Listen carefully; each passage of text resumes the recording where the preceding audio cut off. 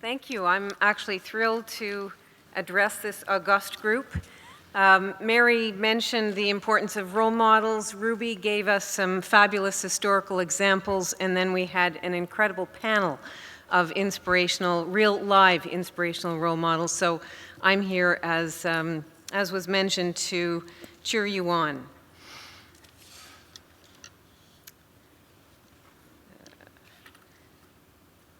My guess is that every woman in this room has experienced some version or aspect of the story that I'm going to start with.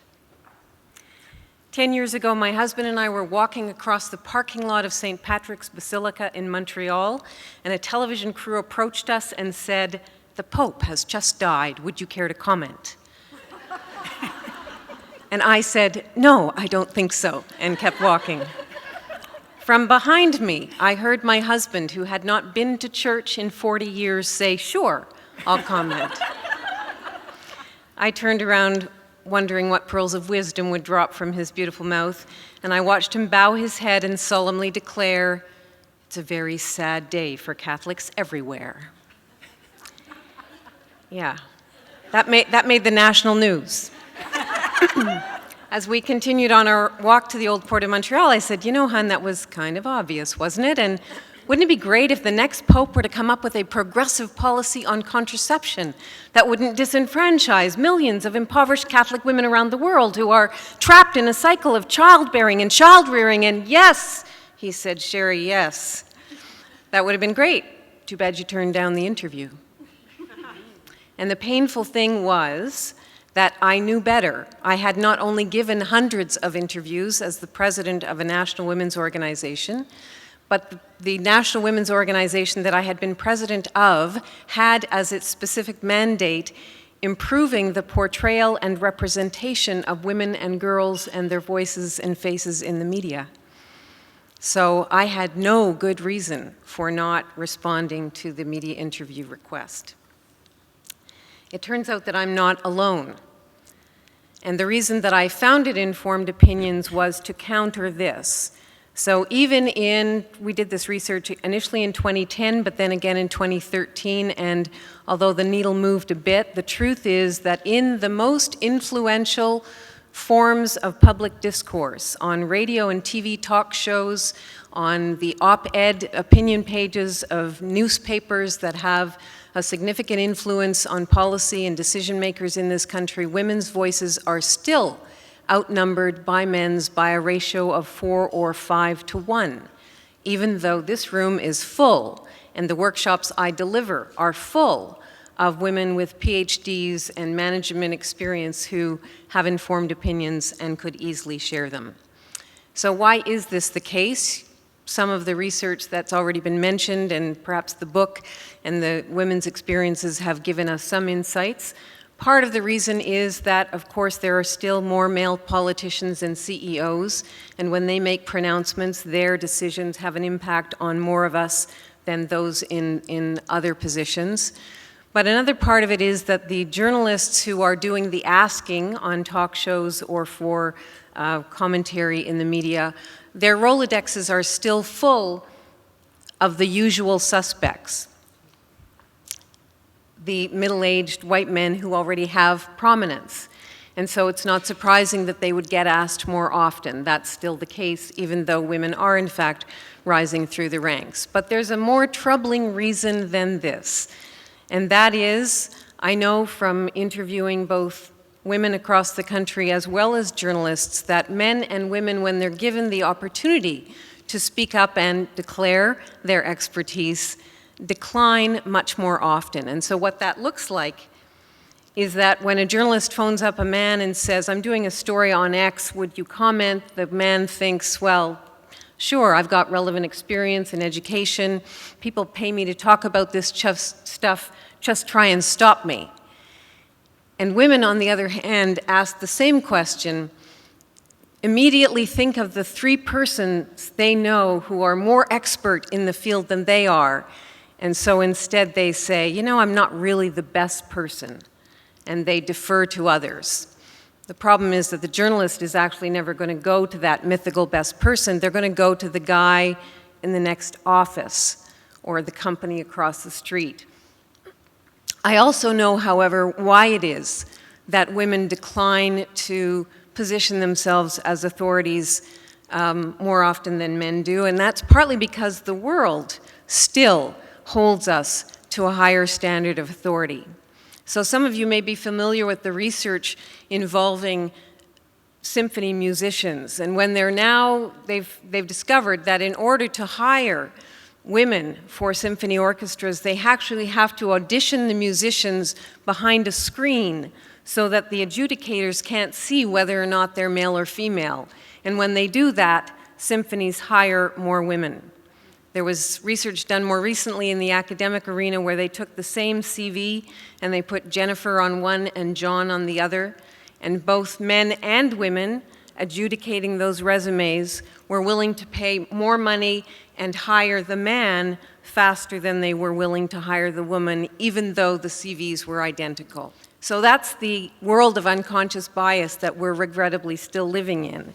And my message to you is that we can't count on blind adjudication to overcome that bias. What actually we need are for women like you to be stepping up to the microphone, to be following in the steps of the great role models that Ruby shared with us and that we heard on the last panel and that I'm sure we're likely to hear on the next.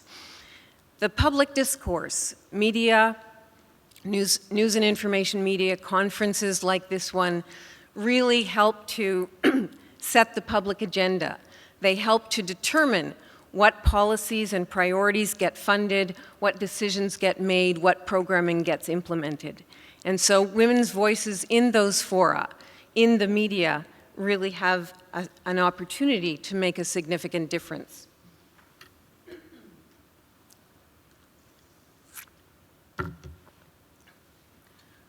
I learned about that very early on in my career through an unlikely situation. The Miss Canada pageant really gave me every subsequent opportunity I've ever had. And no, I was not a contestant. However, I had just joined the board of Media Watch as a volunteer. Some of the panelists mentioned the importance of volunteering and getting involved. I just joined the board, and a TV reporter called me up and said, the Miss Canada pageant has just been canceled, and we need somebody to come on and talk about the cancellation who is not a contestant. So I qualified. I did my interview on television and managed to package in my critique into 10 seconds, which was what they aired. I said how happy I was that a contest that essentially treated women's bodies like cattle at an auction was no longer popular enough to attract an audience. And so the clip aired, and I felt pretty good about it until the phone rang, and it was my ordinarily supportive mother who said to me, "Honey, you looked awful." For the record, I didn't look awful. It was January. I was pale. But the real contrast was between my 10 seconds and 10 seconds of Miss Canada 1990 and Miss Canada 1991, who were also interviewed. That's why they needed me in the middle. And the two other interviewees were not only a decade younger and wearing an inch of makeup, but they were demonstrably beauty queens, which I was not. And I'd like to think, in my mother's defense, it was her first clue that despite my many charms, I perhaps wasn't pageant material.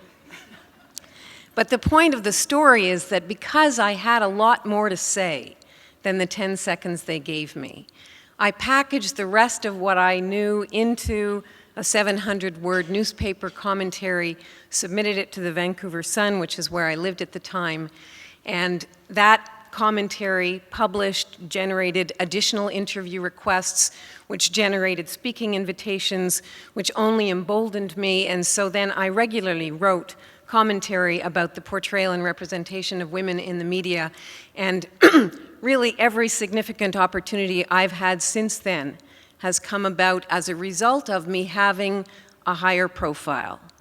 And what I learned very quickly is that it is easier to get people to return your phone calls, to give you money, and to make change in the direction that you think is important.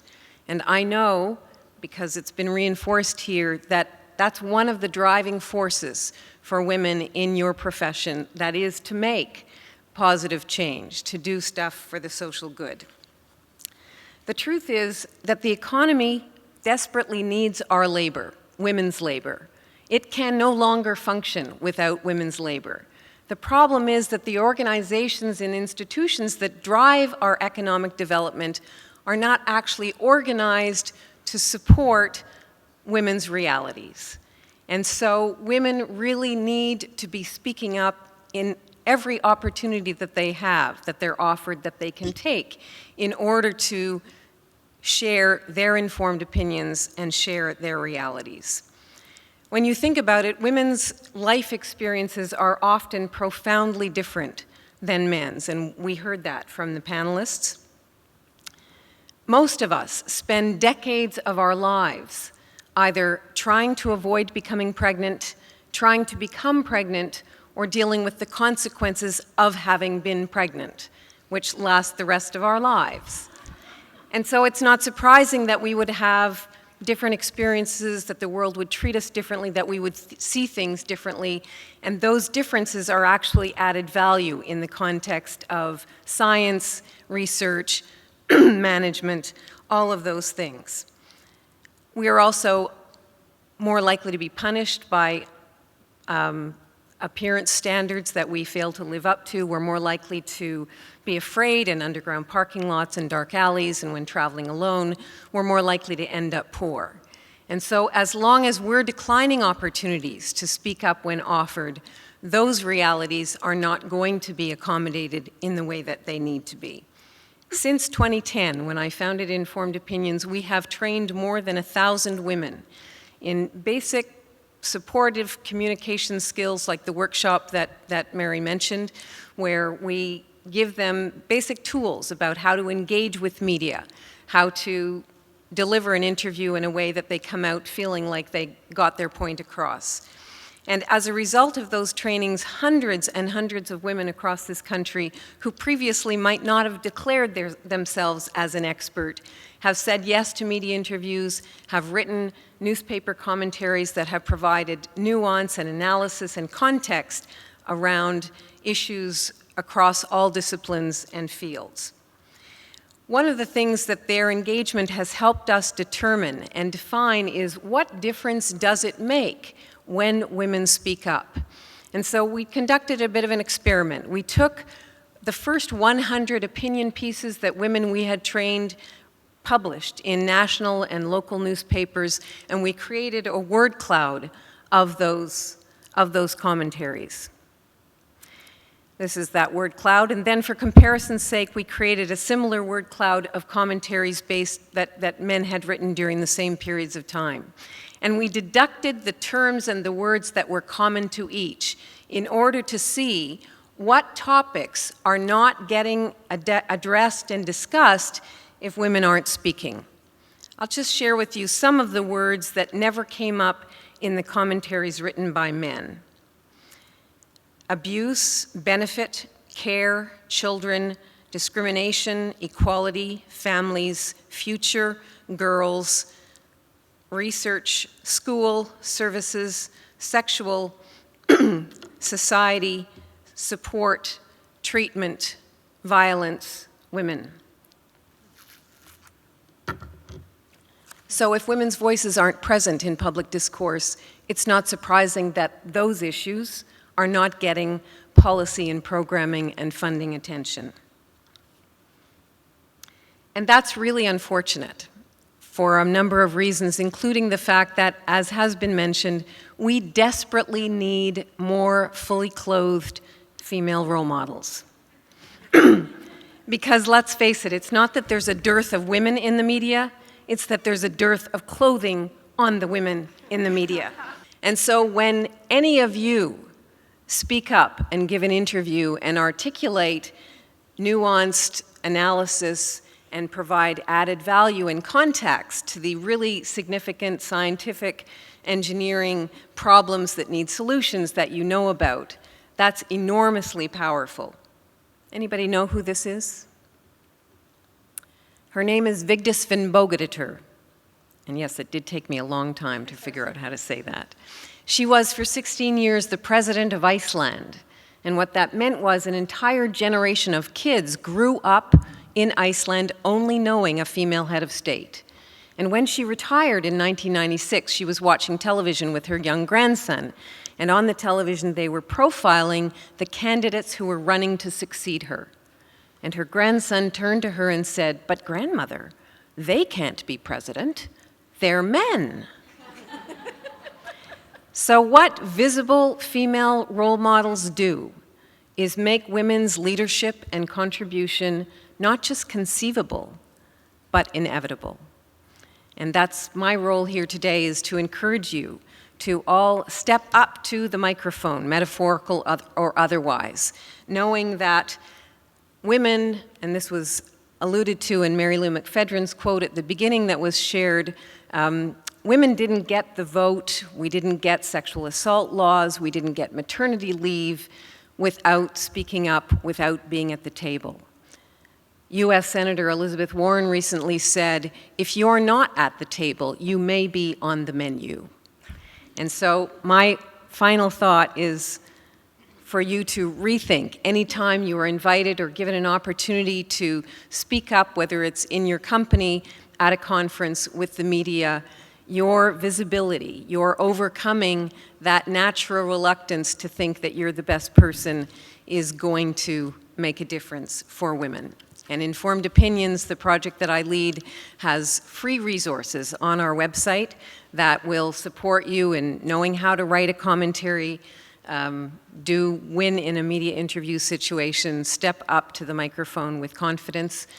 We would love, we're a nonprofit initiative, we would love to work with your association, your university, and in the meantime, you're welcome to check out the resources we have online. Thank you very much.